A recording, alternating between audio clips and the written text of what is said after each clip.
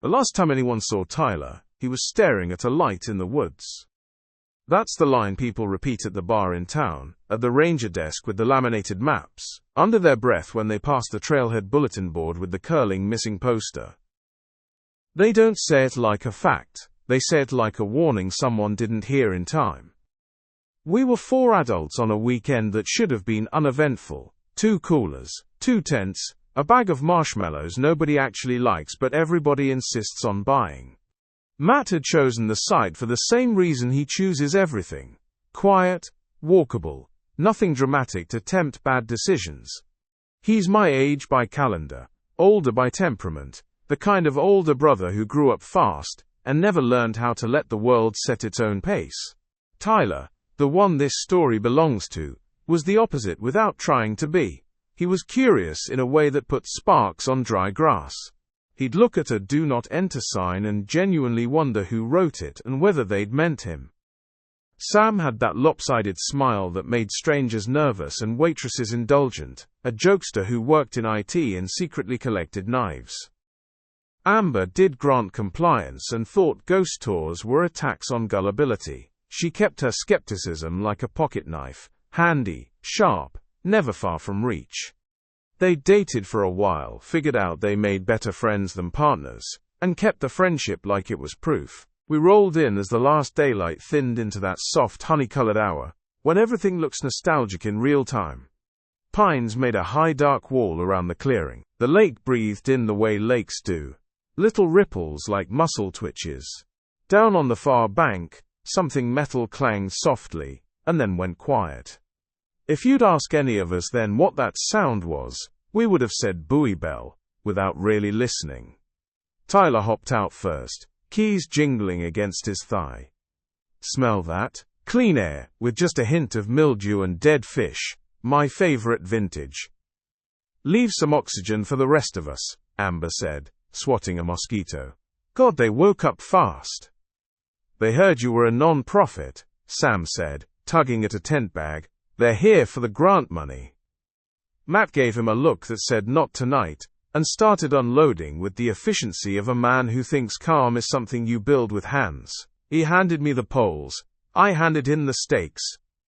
Tyler and Sam wandered off with the cooler like a pair of teenagers who'd stolen their dad's truck, purely for the drama. In the orange of the evening everything felt staged correctly.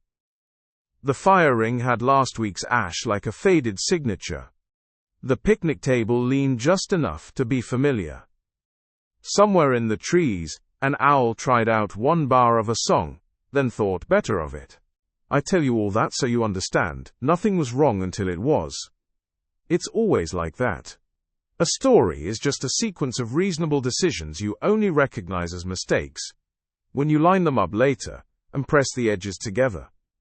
By full dark the tents were up. The fire had settled into a competent burn and the lake had gone black all the way to the shoreline. We ate foil packets even Tyler couldn't embarrass, and we let the silence be comfortable until Sam got bored of it. He leaned back, feet on the bench and said, "Okay, campfire story time, we doing coyotes or cryptids?" Amber made a face like she'd bitten rind. "We are doing silence and digestion." Sam pointed at her with a marshmallow skewer. Recorded for posterity. Amber hates fun. I love fun, she said. Just not the kind that needs a flashlight and a gullible audience. That's exactly the kind I have. Sam cleared his throat in a theatrical way, which is the only way he clears his throat. Once upon a time, 2 summers ago, a couple came out to these very woods to, commune with nature and each other. The next morning, rangers found the boyfriend sitting in his car with the engine running, staring straight ahead. Girlfriend? Gone. All they had was a voicemail she left at 2 a.m. Static, some trees creaking, and then a whisper, way down under the noise. Do you see the lights? Too neat, Amber said, tearing a graham cracker with surgical precision. Also, if you say, they were behind her, I'm leaving. Sam grinned. They were in front of her actually, like responsible lights, safety conscious. But he followed them anyway. Uh-huh, Matt said. A+ for camp atmosphere, C- for originality. Sam shrugged. Fine, Then you tell one, Professor Practical. Matt stared into the fire for a long second, like he was trying to decide whether to open a door or walk past it. He has that look sometimes, the one that says he knows a story he doesn't want to believe. He glanced at Tyler, then back at the fire.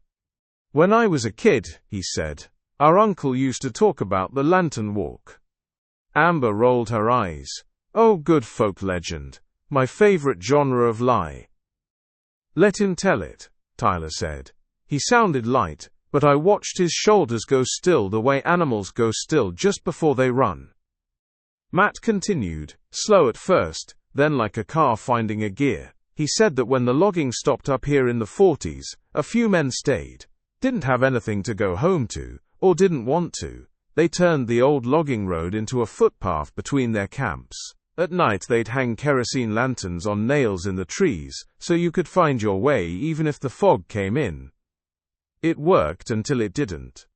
One winter a squall dropped out of nowhere while half a crew was coming back. They followed the lights anyway because that's what you do when the world goes white. Only the fog ate the sound, and the nails had loosened with all the freeze-thaw. 4 lanterns fell and spilled oil, and the fire took the path, the men, the trees. People said you could smell pitch for a week. Sam made a low whistle. Cheery. Matt shrugged as if to say, I didn't write it. After that people swore they saw lights in the trees on foggy nights, not torches. Lanterns. Old iron ones swinging slow like they're hung on hooks. The story says if you follow them, they'll lead you to the old road. If you see 3, you're safe. If you see more than 3, you turn around and run without thinking. Amber snorted. Because ghosts have a union, and the rulebook says 3 is the safety threshold. Matt didn't smile, because more than 3 isn't a path anymore, it's a procession. He said it with an absence of drama that made my back get cold. The fire looked wrong for a second, too still. Tyler laughed, the kind of laugh that says I'm fine, see? Okay Grandpa, ease up. I didn't make it up, Matt said. I'm telling you what I was told. Tyler flexed his hands like he was trying to shake something off his skin. He knocked his shoulder into Matt's with more force than necessary. Well, if I see any antiquated OSHA-compliant ghosts, I'll get their badge numbers. Amber held her marshmallow over the flames until it caught, and then burned it with savage satisfaction. If I see any lights, I'm calling the ranger to ticket some influencer filming a brand collab. That's the spirit, Sam said. The night pushed closer. The woods took our laughter and softened it, until it sounded like maybe it had always belonged to the trees. Somewhere across the lake, that metal sound came again. 3 soft taps like somebody had knocked politely on something hollow. Nobody commented. The easiest way to live with a strange noise is to file it under normal and keep moving. Tyler stared into the dark beyond the fire like he was trying to remember something he'd never learned. I watched him watch it the way you watch a tightrope when you don't trust the walker. He caught me looking and lifted his Coke can like a toast. To lanterns that mind their own business. To rules we follow because the guy who told us was scary, Sam said. To weekends where nothing happens, Matt said, and looked at Tyler for a beat too long. If you've ever had someone try to make you into a version of yourself they can sleep near, you know that look. We settled, sleeping bags unzipped for ventilation. Boots lined up like obedient dogs. Matt walked the short arc between tents with a headlamp out of habit. Amber zipped herself in, with the decisive finality of a person clocking out. Sam lay in the half-open doorway of his tent like he was auditioning for a missing poster of his own. The fire sank into a red geometry of coals. I woke to the silence you only notice when you realize all the small noises left. The lake had stopped breathing. No insects saw fit to sing for us. The pine boughs made no sound at all. A breeze moved and the trees did not agree to it. That's how it felt. Like the forest had chosen not to participate in the weather. My watch glowed 1:12 in patient dots. I rolled and saw Tyler sitting up on his elbows, outline a darker shape against the tent's blue-gray. He didn't know I was awake. His head was tilted, listening.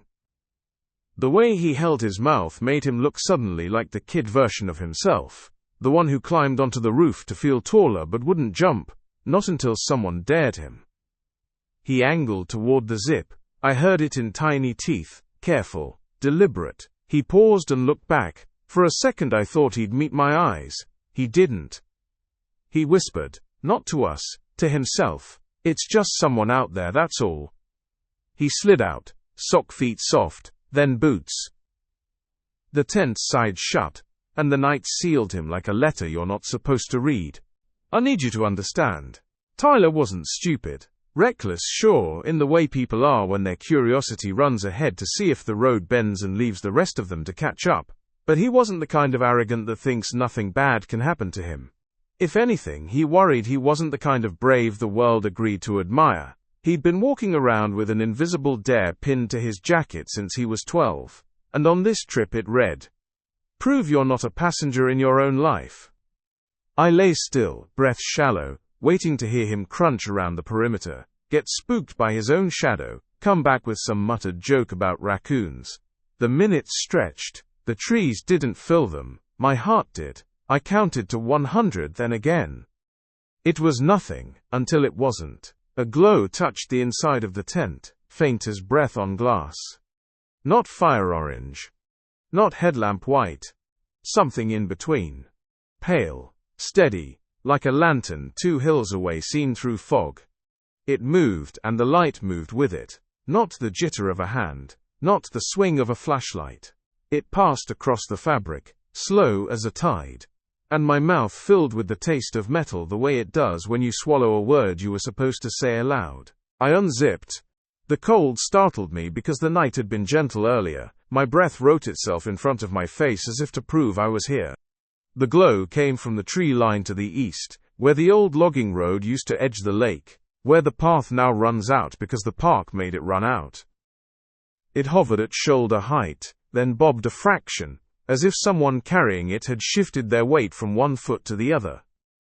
I remember thinking, with the calm of an idiot, someone's night hiking. Who does that?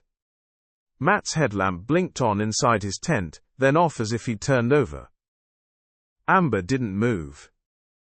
Sam snored a small, theatrical snore that was probably intended to be funny even in sleep.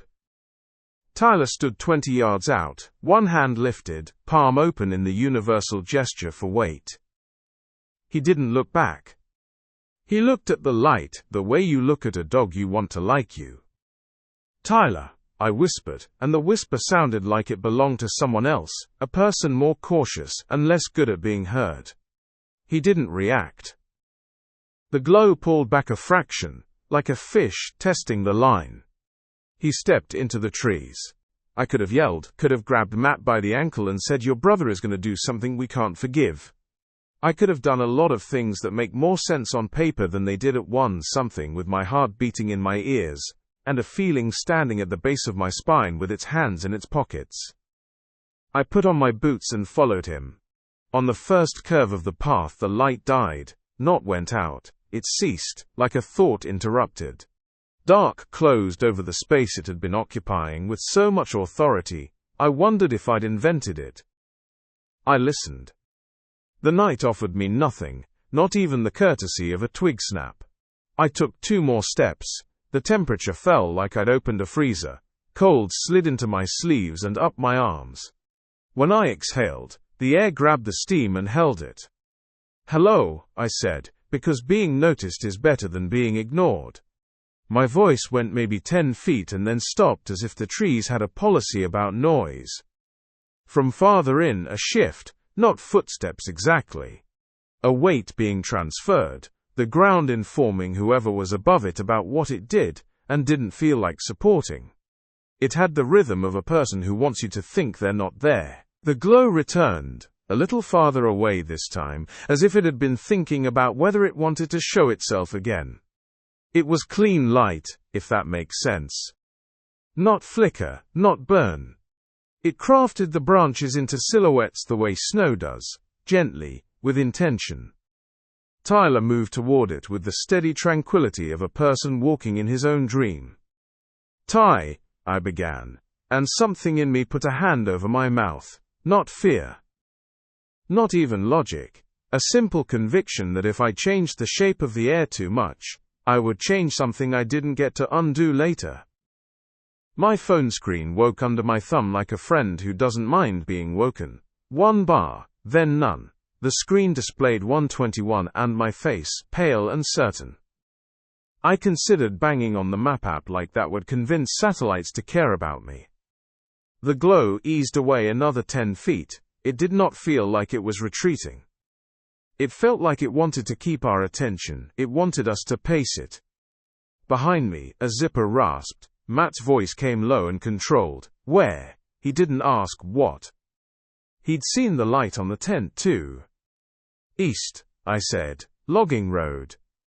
Amber emerged with hair crushed on one side and judgment fully online. "Are you?" she began, then saw Tyler and closed her mouth. Even skeptics know when commentary is a luxury.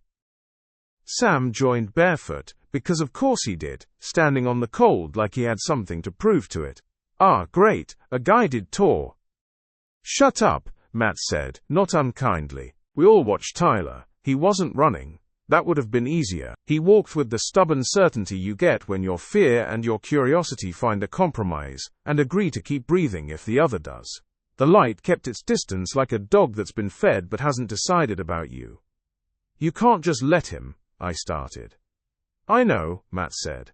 "But if you shout, he'll run. He always runs when he thinks he's being told what to do." He was right. That's the thing about people you've known forever. You don't get to be surprised by them when it matters. The forest accepted us one by one, the trunks turning from shapes to obstacles, the duff giving underfoot with the soft sigh of things that used to be alive. The path wasn't a path. Not anymore, just an easier arrangement of routes. Every 30 seconds or so the glow vanished and reappeared just far enough ahead to be polite about being followed. Once for maybe half a second, I could have sworn I saw the metal arc of a lantern handle. An old one. Iron or something pretending to be iron. The image slipped away before I could attach a name to it. "I'm going to kill him," Amber murmured, too quietly for it to count as bravado. She wasn't looking for an answer.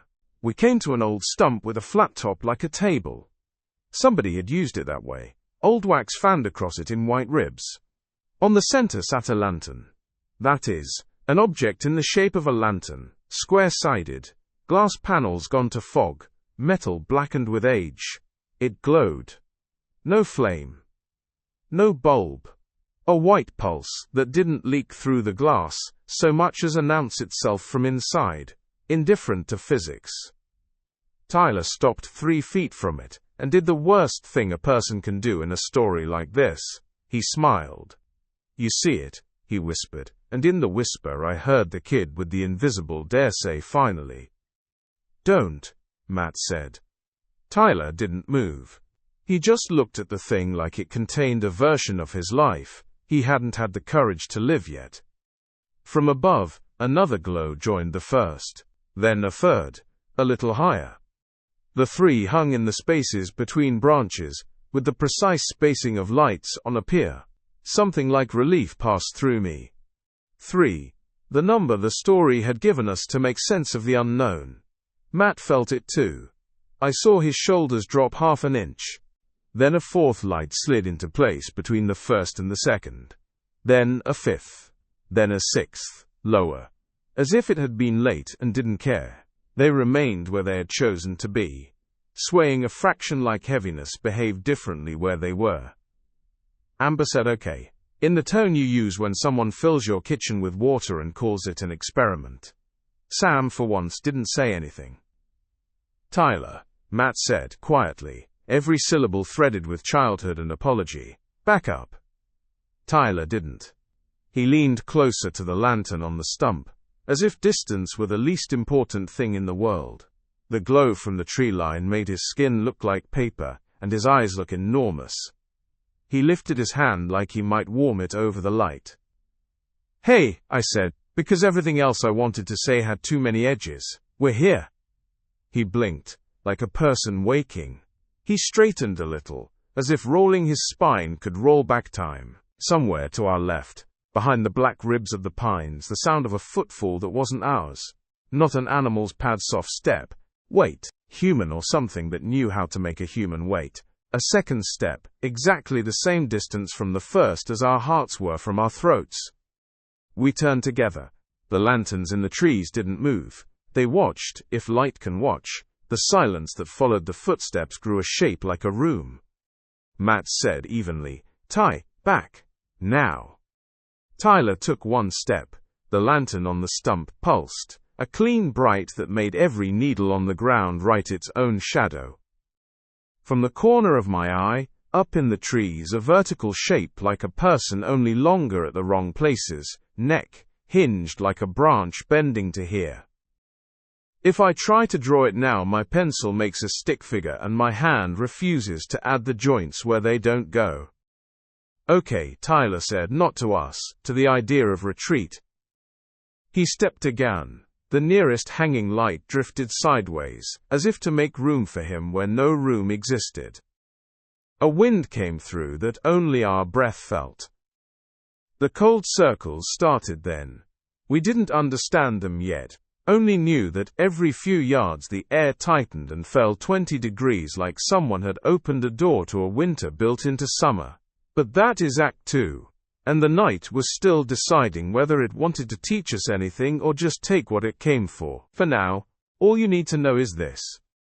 Tyler stood between a lantern that shouldn't burn and a half-dozen more that didn't need hooks to hang. He looked smaller than a man and more determined than a deer. He thought he was testing a story.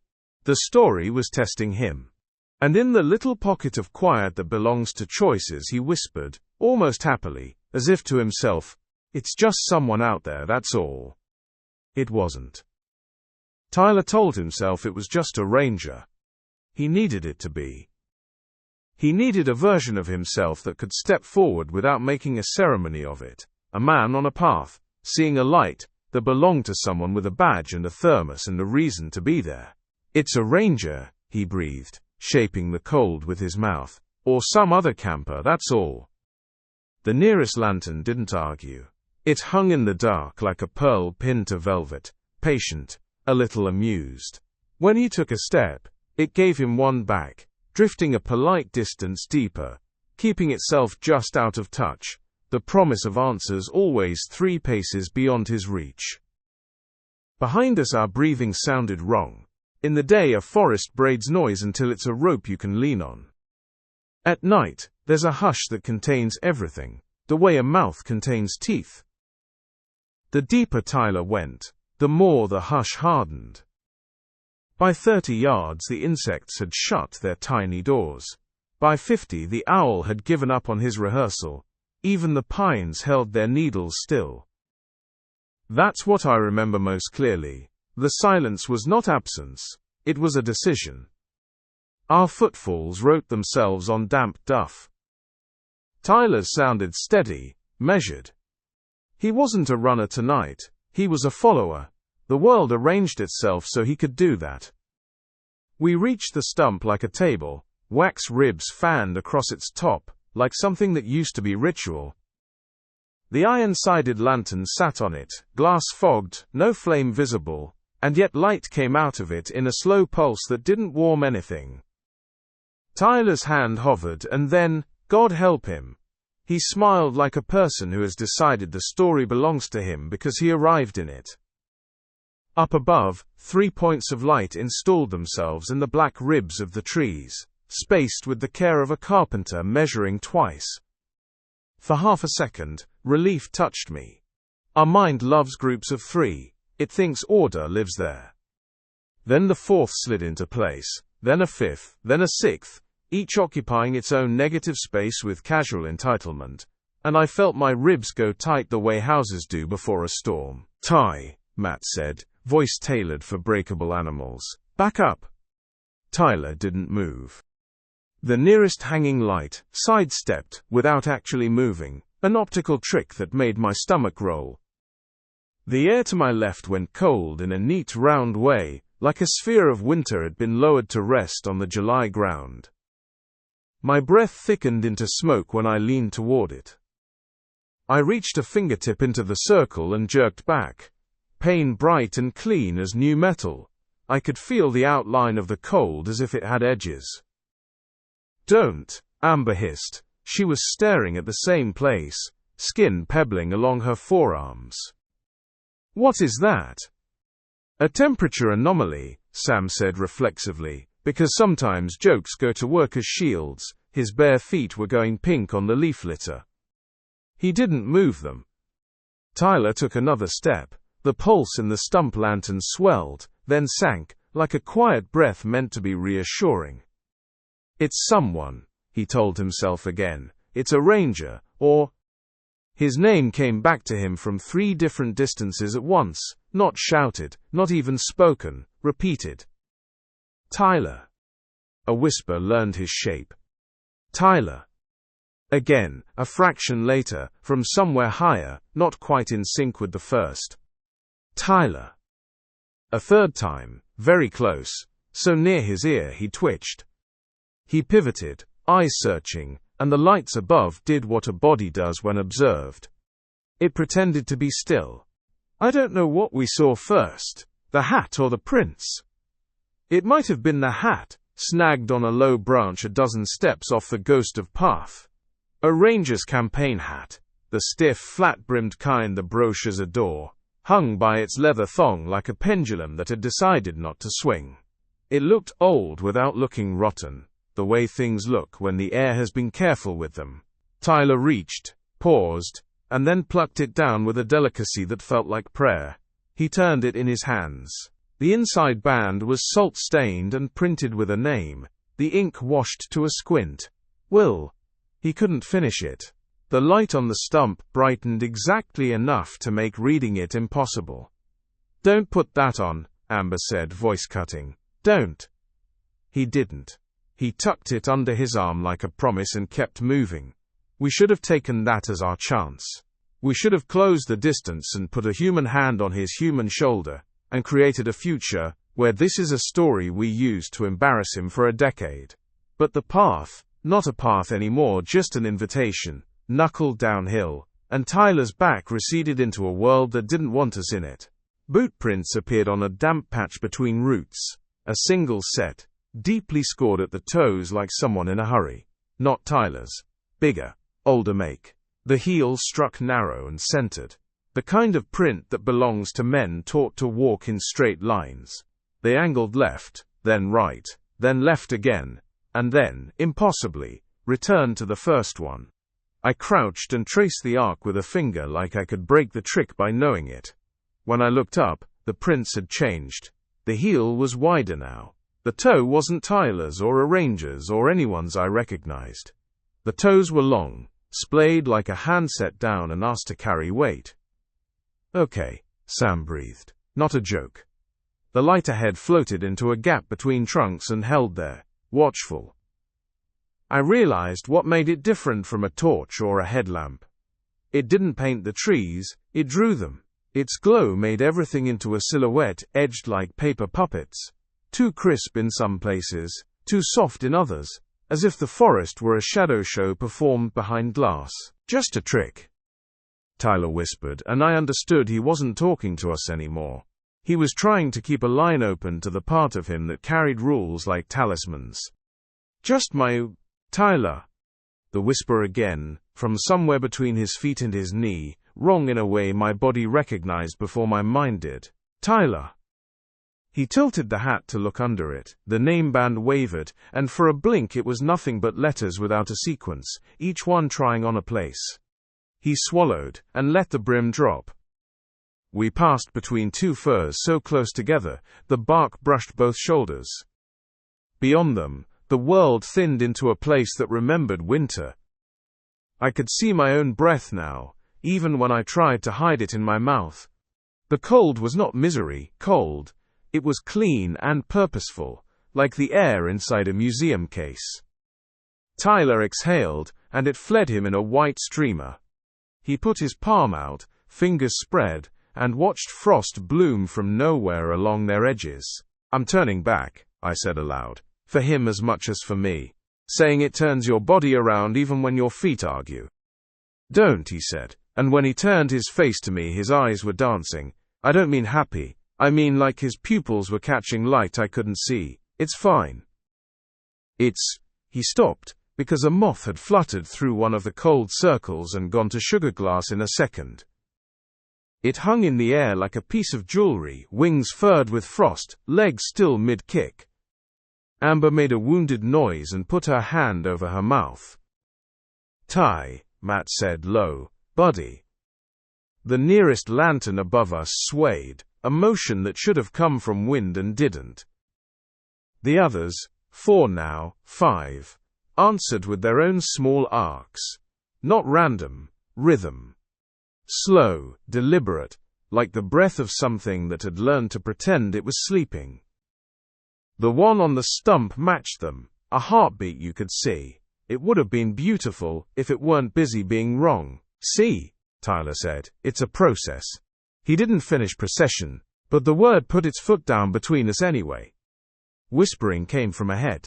Not words at first. Leaves move by nothing, syllables without teeth. Then it found his name again. "Tyler." A pause. A repeat, closer. "Tyler." A third time. From above. He flinched and looked up. Between 2 lamps, higher than any ranger would choose to walk, a figure occupied space, like a suggestion being stubborn. The lantern in its hand, arm, branch, was the wrong size compared to the limb that held it. Joints bent the wrong direction, then corrected themselves. It stood too still, then too perfectly swayed with the others. A trick of parallax said it was far away, and then very close, and then far again without moving.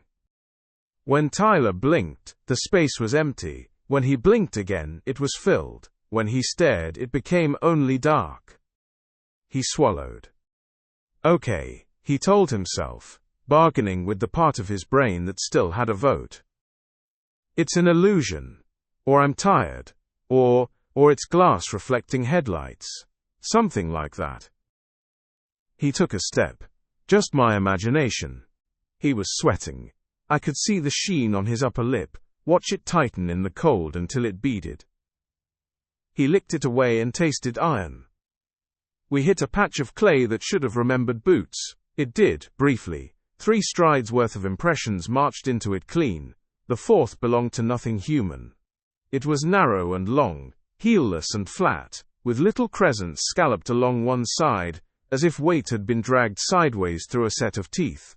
I set my own boot next to it and felt the ground breathe like something under it was adjusting. I stepped back and the breath stopped. "Look." Amber pointed with an arm that wasn't steady. "That's a trail marker." She was right. On a tree to our right the Park Service had fastened a bright, reflective diamond. It flashed back the lantern light in a precise way that made me want to cry from relief. Civilized plastic. Regulations. "Thank God," she said. We got closer, and the diamond slid, as if the tree were in a different place when we thought about it too hard. When we reached it, the reflective film was gray, and bubbled under the edges. The nail that held it in had rusted into a thick scalloped scab.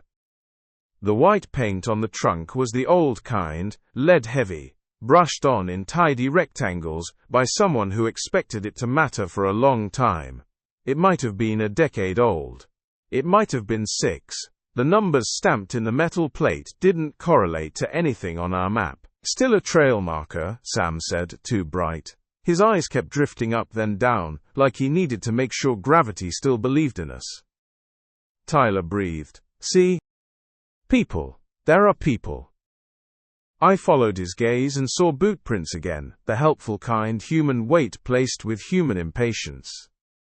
They led us past one fallen log, and then, with a neat little curve, led us behind the same log again. We were circling. The prints weren't different, we were. "Ty." Matt's voice had thinned. He doesn't scare easy, he's built on rules. But we were outside the part of the world where rules remember you back. Please. Tyler turned and looked at him like he had never seen him before. Not confusion. Distance. The light drew a white border around his irises. His pupils ate it. I see a ranger hat, he said, holding it up like proof. I see a marker. There's a path. We'll just... He gestured with the brim down the hill, where the lanterns arranged themselves with the theatrical grace of a chorus line. We followed because that's what people do when the person they love keeps walking. The cold circles came closer together. My breath stitched itself into a rope I kept tripping over. Once, when I reached for Tyler's sleeve, my fingers passed into one of the cold rings and went numb down to the bone so fast, the feeling itself took a second to arrive. I yanked back and cradled my hand against my chest. It came alive in angry pins. A movement to our left. I turned and saw the profile of a man 2 trees over, head cocked, lantern held low. The rim of a ranger hat cut a clean line across the glow.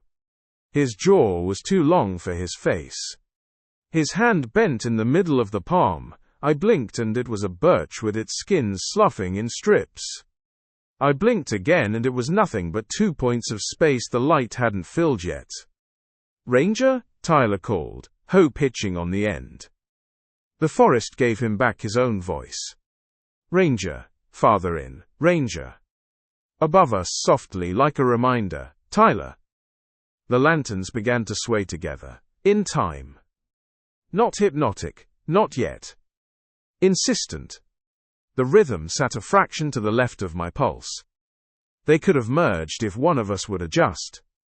The one on the stump answered a half-beat late, which made it worse, like listening to a speakerphone echo in a room with bad acoustics. The procession waited, then drew a slow arc deeper. Not a command. An invitation written by someone who knew how polite words work better than orders. Tyler stepped.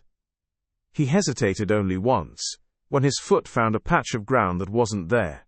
He flailed, and caught himself on a low branch.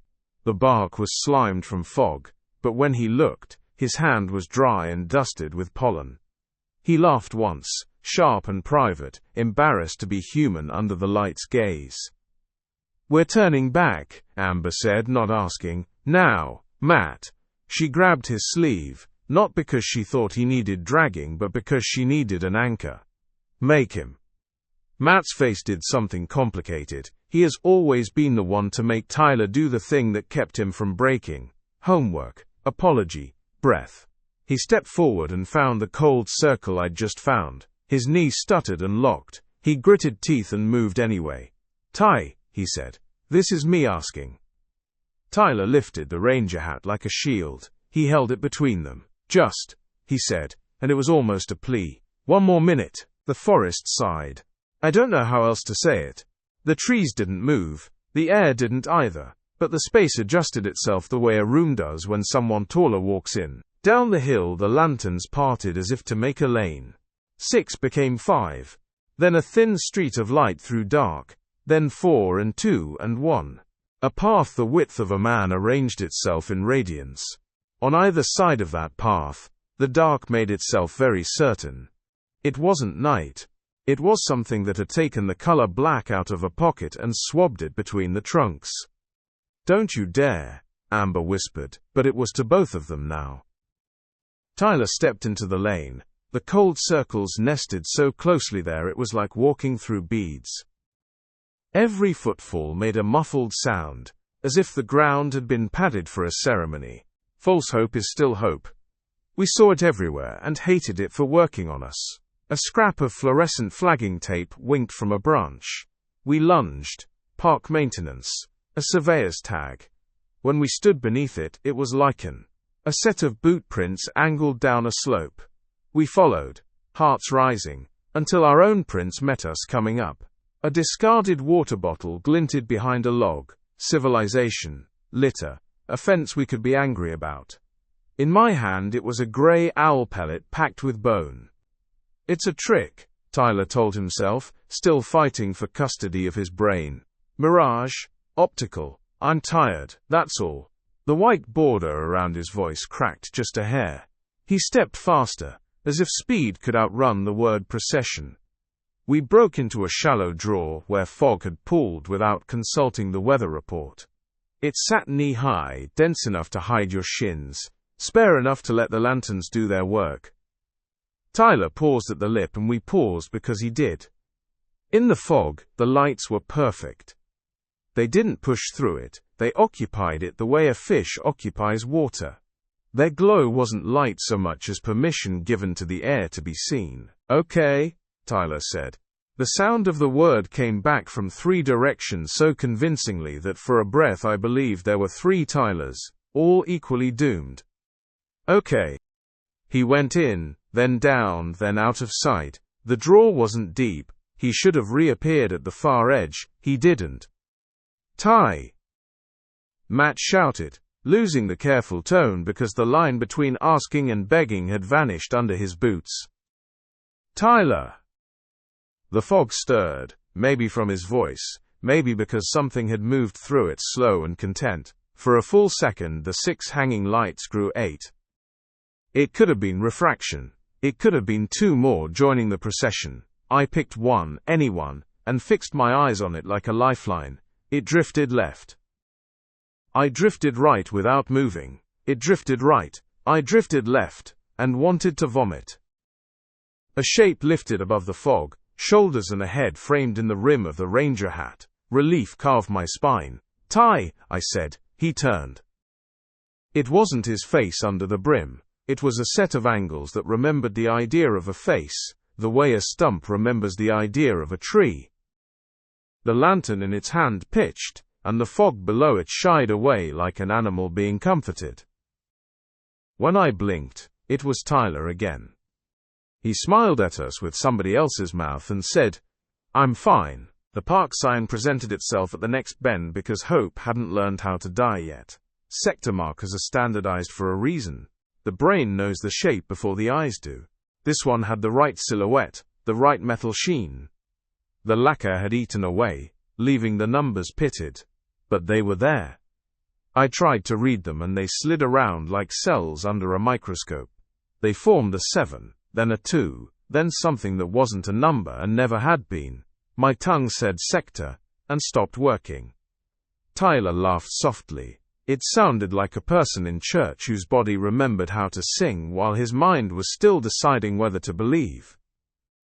"You worry too much," he said. And in the line I heard every fight they'd ever had. Matt telling him to slow down, Tyler telling Matt the brake pedal wasn't a personality. We passed a cairn. 3 flat stones stacked carefully with a 4th set askew to point. The moss grew over the bottom one like it had been there a decade. The top one was bare as a new tooth. The arrow pointed where the lanterns wanted us to look. That was the only direction that felt like it existed. "Okay," Tyler told himself, quieter now, as if secrecy made it truer. "Okay. Just a ranger. Or a hiker. Or..." He stopped because the lantern on the stump, a stump that hadn't been there a moment ago, swelled so bright the glass should have blown. Inside it, something moved. Not a flame. A limb, maybe, or a thought. We walked. There's not much else to say about that part. We walked because he did. We walked because the ground had made a bargain with our feet, and we hadn't read it closely. Sometimes the glow ahead dimmed and we sped up. Sometimes it brightened and we slowed because we didn't want to arrive too quickly at whatever we were going to hate. Once, a low human sound came from somewhere off to our right. Breath caught on a thorn, a sob, unpracticed. Matt lunged toward it and hit a cold circle that stopped him like a hand across the chest. He doubled over and made a noise like a man trying not to cry because that would make something real. "Ty!" he called again, and this time the woods answered with his exact voice, perfect down to the catch on the Y. "Ty!" The lanterns replied, the slow, polite sway of a procession that has done this forever, and will keep doing it until the trees forget their names. We came to a place where the ground flattened and then did something rude with distance. I could see our camp through the trunks, clear as a photograph, the 2 tents, the picnic table, The spill of light from our fire gone to coals. For a second I tasted relief so hard my jaw clicked. We took 3 steps and arrived at a clearing that wasn't ours. No tents, no table. Ashes scattered like the memory of a fire 2 rains ago. The imprint of a cooler in the dirt and no cooler. The ghost of our boot prints and no boots.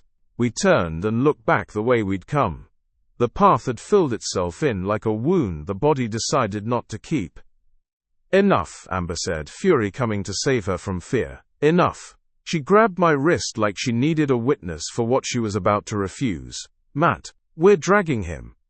Matt nodded, fiercely like the yes hurt. He took a step that looked like standing and stepped into something that wasn't there. The cold made a ring around his ankle and pulled like a childhood game played by anything but children. He yanked free. The skin under his sock had gone white and then red. He didn't look at it. "Ty," he shouted, last time without calculation. "Please." From the dark, a nearest thing to a voice that wasn't ours, leaned in close enough to move the hair by my ear. "Please," it said, and my own throat moved. The lanterns swayed in agreement. Forward. Always forward. Tyler glanced back over his shoulder, not at us, over us. His eyes reflected like an animal's, catching light that had no source. "It's almost done," he said, and for the first time I heard fear in him, not the adrenaline kind. Deeper. "I think if I just—" He lifted the hat. He lifted his foot. He lifted his name off our tongues and set it down in the track the lights had made for him. He kept going. The clearing arrived the way a room arrives in a nightmare, suddenly, already furnished with wrongness. Tyler burst through black spruce and scrub alder, branches clawing his jacket, and stumbled into flat ground that his body recognized before his brain did. He lifted his head, breath hitching, ready to apologize for scaring us, ready to laugh at himself because laughter had always been how he wrestled fear into a chair. There was the place where our fire should have been, a dark disk etched into dirt. There was the spot where the table should have thrown its long shadow. The ground held the memory of chairs that had never sat there. Even the ash was wrong. Cold, powder-fine, scattered like flour by a cook who didn't care about mess. The air over it didn't wobble with heat. It didn't wobble with anything. It just watched him. "Matt?" he called, relief primed to fire. The word went out of him and came back. Same voice, same scrape, same breathlessness. Half a beat later. "Matt?" Silence gathered up his syllables and folded them neatly as if returning them would keep them from wrinkling. He laughed once, thin. "Okay, good one."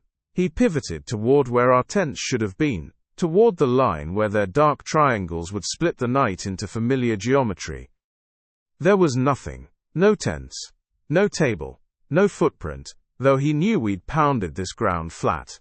When he crouched and ran his palm over the dirt, dust came away clean, as if no human oil had ever pressed into it. Even the pine needles looked newly fallen, fair and straight and unbroken except where he'd just broken them. "Sam," he tried, louder. "Amber." He spun, generous with his name. "Matt." 3 calls, 3 answers, all him. 3 echoes, different distances, the last one so close that when he turned he expected to see his brother standing behind him. There was only a gap between trees that his eyes could not make into a path. He pulled the flashlight from his pocket like an apology. The beam pinned the clearing in honest white. Relief should have followed. It didn't. The light caught 1,000 particles of air and set them afloat like plankton in an aquarium. He swept the beam slowly. The world responded a fraction late, as if obeying reluctantly. He lifted the cone of light to the canopy. A lantern bloomed at the edge of the beam and retreated, not by moving but by deciding it was farther away. Another appeared opposite it, faint as a star you can only see if you look to the side. A third unfurled between them, as patient as the others, as sure. They didn't flare on like bulbs, they were already there, his attention merely granted them permission to be seen. He lowered the flashlight, and they brightened a shade, pleased. He raised his voice the way you do when you're not sure whether you're interrupting someone. Ranger? It felt safe to try the word again. Ranger, I need. Ranger, the clearing said back, his exact inflection, and then, I need. Same cadence, same small tremor on the last syllable. He shut his mouth. The echo stopped too, as if relieved to be let off duty. The light on his flashlight stuttered once like a horse stumbling. He smacked the barrel against his palm out of muscle memory. The beam steadied. Sweat tickled his neck. He wasn't hot. His body didn't know where to file the sensation. The first lantern above the clearing swayed, not a big arc. A suggestion of movement, as if it had remembered it was supposed to be pretending to hang from something that believed in wind. The second matched it. The third followed a beat late. The flashlight flickered again, just once, brief enough to be plausibly chalked up to a dying battery, but long enough to let the lanterns become, for that heartbeat, the only light in the world. Guys, he said. It came out soft, bare as a prayer. Please. Please, the clearing agreed. Closer now. It had taken one of his most private sounds, and moved it an inch to the left. He knew suddenly, and hated that he knew it, that if he spoke without words, if he made only breath, the clearing would bring that back to him too. 6 lights now. He didn't see the fourth and fifth appear. He lifted his head, and there they were, spaced with irritating taste. For a moment they hung loose in the black, scattered. Then the edges of the clearing hardened, and the 6 settled into positions that made a circle without needing to finish it, gaps measured and agreed upon by a geometry older than any chalkboard. They swayed together, tiny arcs, that same deliberate rhythm his pulse could match if it would only relax its need to be human. He took a step backward, a test. The circle breathed with him. It didn't tighten, it didn't loosen, it did not need to. Matt, he shouted suddenly, reckless, angry at himself for asking nicely. The sound ricocheted, hit bark, softened, and returned in 3 layers. The first his own voice, the second like a recording half a room away. The third so close it tickled the hairs on the back of his neck. He spun, bringing the flashlight around fast. Something stood between 2 of the lights, shape carved from the leftover dark. Arms, plural, maybe more than 2, hung too long. Elbows at the wrong latitudes. A neck learned a new hinge motion while he watched, bending not forward or back but into. The lantern above it washed its edges until nothing remained but the idea of height, and a vertical insistence that shouldn't have lived in a forest. He pointed the flashlight at it, and the bulb shuddered, then quit like a decision. The world sheared down to the circle's cold glow, and the pinpricks of starlight above the crowns. The clearing sighed, the quiet sound of a room settling when someone finally sits down. He told his breath to slow. It didn't. He felt every kick of his heart, like the heel of a boot hitting the same board. The circle noticed. Its sway inched into time with him, then half a beat off again, a playful cruelty that chipped at the edges of panic with something worse. Welcome. He chose flight. The body needs that proof sometimes, even when the mind knows better. He picked a gap between 2 lights and ran for it, head down, arms up, because we always think we can ward off light with the architecture of a human body. The gap opened to receive him, generous. Then the ground shifted under his next step with the subtlety of a card trick. What felt like forward became sideways, became a little downward, and then nothing you can diagram. He burst through spruce and found himself back in the clearing, bent over, palms on his knees, breath bladed and bright in cold air. He laughed then, a small angry bark that tried to saw the world back into pieces he could carry. Okay. He turned and went another direction, changed it at the last moment like a running back. The clearing let him have his feint, then tilted the way a page tilts when you don't want to read what's on it. He arrived at the same dead circle of ash. The lanterns didn't chase him, they didn't need to, their rhythm never faltered. Their arcs synced again with his heart, and then edged away, the way an adult rescinding a game from a child rescinds it kindly. "Matt!" he screamed, and this time there was no echo. The clearing chose that moment to pretend it had never heard language. He fumbled with the flashlight switches harder than necessary. Nothing. He thought, hating the thought even as it formed, of turning on his phone screen for light, and then almost laughed again, because the phone had died an hour ago, like every other honest battery in the forest. He reached instead for the ranger hat, as if holding it somewhere higher might encourage help to locate him. The hat felt heavier now, as if something inside it had gathered weight. The sweatband was cold and slightly damp. When he looked at the name, the letters behaved for a moment. Williams. Then the I moved. The M considered being an N. He blinked, and the band showed no name at all, only a darker braid where a name used to be. "I'm sorry," he said to nobody and meant it. He'd always treated sorry like a weapon you could choose not to pick up. He could feel apology in his hands now, awkward and new. From the far side of the circle, a long body unrolled its height. He saw it because the lights behind it had to travel farther to get around its mass. "That's all I can give you." It existed in front of light, in a way our bodies do, but it belonged to a different set of rules. The head cocked, listening.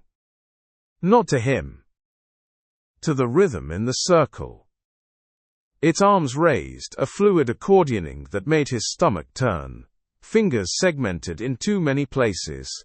They didn't reach for him. They adjusted the air. "Matt," he tried again, desperate. And now the echo came. His own voice, but not quite. It dragged a syllable, added air on the end of his name, like someone out of breath who needed to be believed. Math. It came from the black between two lights and from directly behind his right shoulder, and from somewhere under the thin layer of his own skin. He spun and sprinted toward sound because men who have sprinted toward worse things than sound have lived. The floor of the clearing shifted again, this time with less patience. His foot hit ground. The ground forgot to be there. He stumbled, caught himself, and then stopped, because the ash under his toes was not ash. It was fine powder only for your eyes. For your skin it was slick, cold, grainless. It dragged a little, like dust that remembered being bone. He forced his mind away from that. He turned, left, then right, then left again. The human dance we do when we are making a choice in a place built to make us doubt every choice. The lantern swung, sympathetic. The clearing adjusted to keep him in its gentle circumference. He measured the circle with his eyes, because measuring is a human talisman too. 6 lights at what might have been equal distances if you agreed with the clearing about distance. He started counting under his breath because numbers had been his refuge once, when words couldn't be trusted. 1, 2, 3. His heart matched the count, and for a second there was relief in that, rhythm as a treaty. On 4, something tall bent close enough to be mistaken for a tree. A twig sound came, not from wood but from a neck learning how to listen. He thought, clawingly, about rituals he had only half paid attention to. Circles kept closed to keep things out, swaying as participation, repetition as consent. He planted his feet and tried to hold still. "Okay," he inhaled. "Okay." He pressed the hat to his chest and squeezed until the felt caved. "Listen, I'm Tyler." He wasn't sure who he was addressing, or what he planned to trade. He only knew the part of him that had been a boy, all knees and daring, had always loved a bargain with something bigger. "I came because—" He stopped himself short of truth. He had come to prove he wasn't afraid, yes, and to be seen by his brother being unafraid, and to carry something home that wasn't grief dressed as humor. Saying it out loud would give it edges. "You came," the clearing said, in his voice and not. And he swallowed the rest. A breeze found its way across the circle. It made no sound in the trees because it did not need the trees. It traveled like a hand passes over a table to test for dust. When it touched his face, it tasted like pennies. It moved past him and tickled the ash. The ash remade itself into a ring that had never been broken. He took an involuntary step backward, and the circle didn't punish him for it. The lanterns merely swayed, approving. He tried humility next, the way you do in front of altars even if you don't believe what they represent. He lowered his head. He said, "Please," to the air, meaning, "Don't take me." He meant, "Don't make me take myself." He meant, "Let me go back to a version of the night that ends with bad coffee and too little sleep." "Please," the clearing answered. "Perfect." It put the word in the mouths of 3 different versions of his mouth, and handed it back like a challenge coin. He moved again because staying still began to feel like agreeing. He chose the narrowest part of the ring and aimed for it as if targeting a weakness. Halfway there he met himself coming back. I don't have a better sentence for that. He met the idea of himself moving through the same air in reverse, and for a blink the air doubled.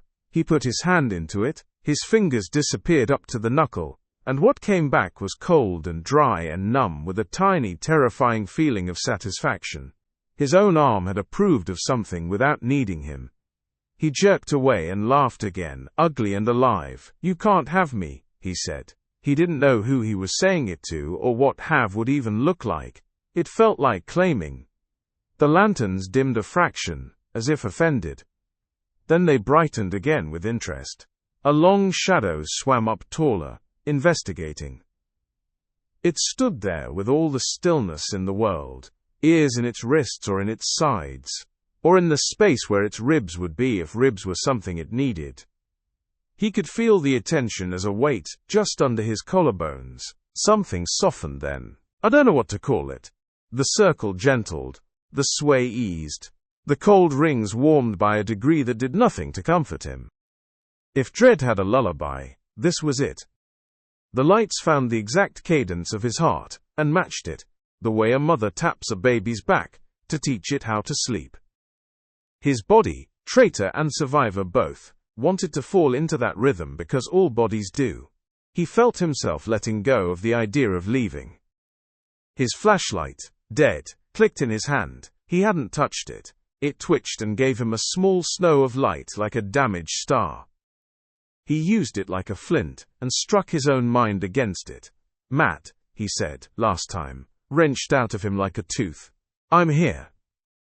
"I'm here," the clearing said perfectly, and the ache of it folded him. The circle tightened, not a punishment, more an embrace. The ash rose without moving. The tall shapes leaned in with the care of pallbearers. He ran because you run, even when the running is ritual now too. He made it to the edge of the ring. And every step after that belonged to someone else's geometry. His foot came down where running should live, and landed on nothing. He fell forward and did not hit ground. The lantern swayed once, twice, 3 times, and then held very, very still.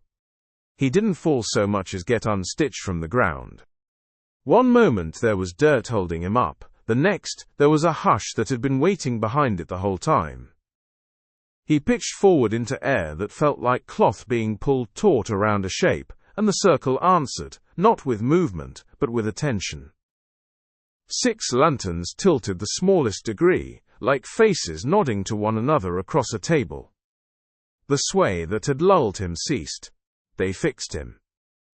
"Tyler," came the first voice, so close it warmed his ear. He flinched. The voice retreated a hair and came again from the other side, matched in tone and breath. "Tyler." He froze because that's what you do when every direction is a yes. The light stepped inward without stepping, shrinking the circle not by distance, but by deciding there was less space to share.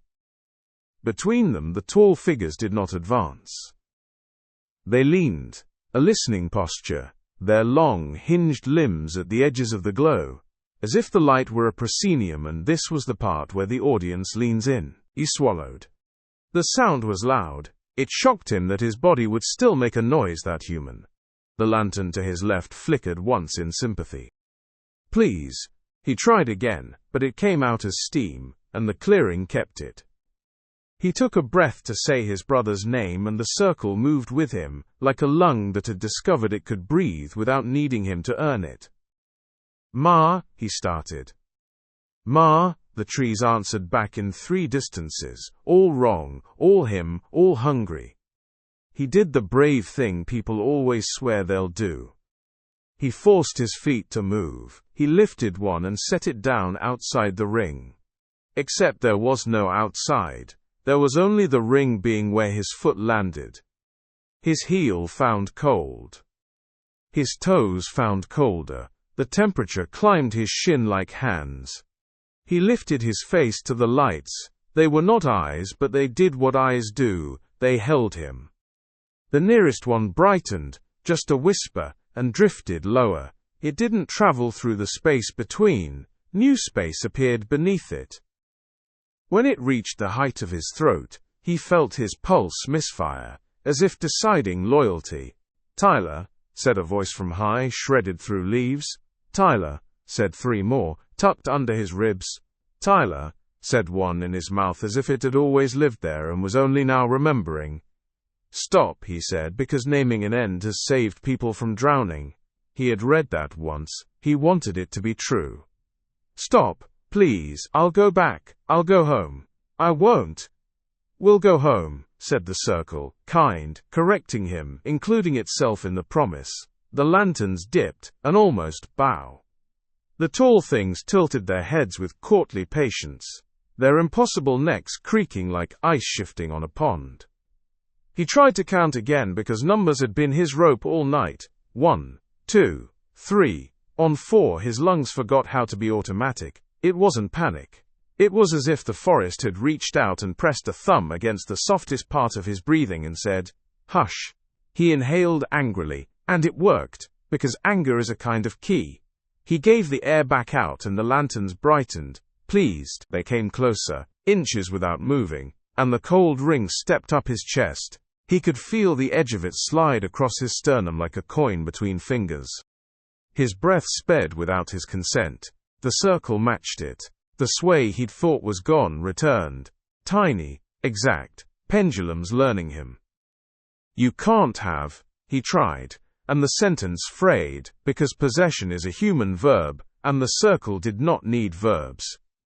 A hush passed over the clearing, a shared decision like the intake before a choir begins. The lanterns rose a fraction together. The tall figures leaned 1 degree nearer. Every whisper paused, and in that pause he heard it, the wet sound of his own mouth opening for the next breath. He had never noticed how vulnerable that sound made him feel. It was so ordinary, it was the smallest version of trust. "Tyler," said all the directions at once, not loud, not pleading. This close, the syllables tickled the hairs at the base of his skull. The nearest light's glow washed across his face, and the world narrowed to the bridge of his nose, the wet of his eyes, the cold that had climbed to collarbone. He drew in air. It stopped. No crushing, no hands, no drama. The breath simply didn't finish, like a word cut in half and pocketed. His body waited for the rest of it, because bodies are so good at waiting. Nothing came. His throat made a small sound, a question, and the circle answered by being very kind and very still. His chest burned in a slow, polite way at first, as if embarrassment had a temperature. Spots of light swam that were not lanterns. He willed himself to cough, to choke, to rebel. The act would not arrive. He felt the hat slip from under his arm and hit the ash with no sound. The lights above him brightened gently. A bedside lamp turned down for sleeping. "Tyler," said the voice in his mouth again, softer now, testing the fit of him like a new room. The tall figures did not crowd. They waited while something he'd called himself reoriented. The cold graduated, not harshly, up into his jaw, his tongue.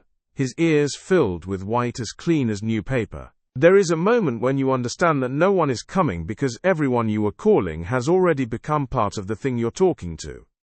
He found that moment. He found another immediately behind it. A thin strand of disbelief that snapped when he saw the light sway in perfect time with nothing his heart was doing anymore.